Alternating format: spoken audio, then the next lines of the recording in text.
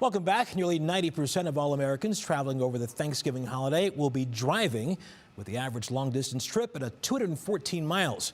But do you really know how far the gas in your tank will get you when you hit the road? We sent consumer investigator Danielle Serino to find out.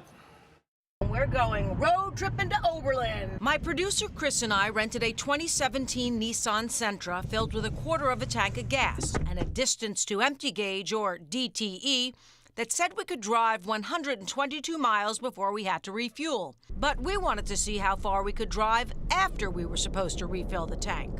We're gonna carpool karaoke. So armed with 3 GoPros, 1 news camera, an iPhone, and a spare can of gas, we began our gas-burning adventure. I feel like I've been driving forever.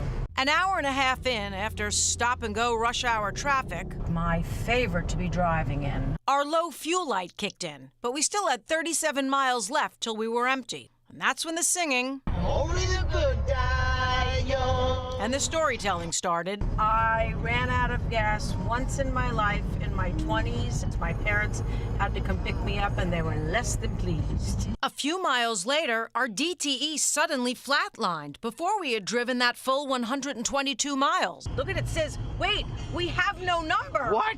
There's no number. which should have meant the end of the road for us. But mind you, the needle wasn't on empty. And now we were on borrowed time, so it was time again for carpool karaoke. Do you remember the 21st night of September?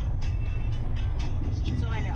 What I couldn't believe, though, is we were still rolling 23 miles after we were supposed to be on empty. But alas, our thrill ride came to an end. I'm officially out of gas.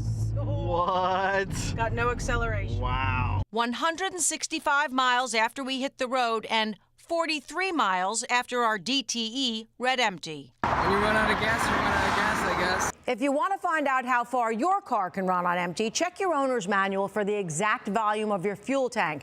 Then the next time your needle shows empty, fill it up. Subtract the number of gallons it takes to fill up your tank from the volume in the manual, and you'll know how much further you can go when the gauge hits empty.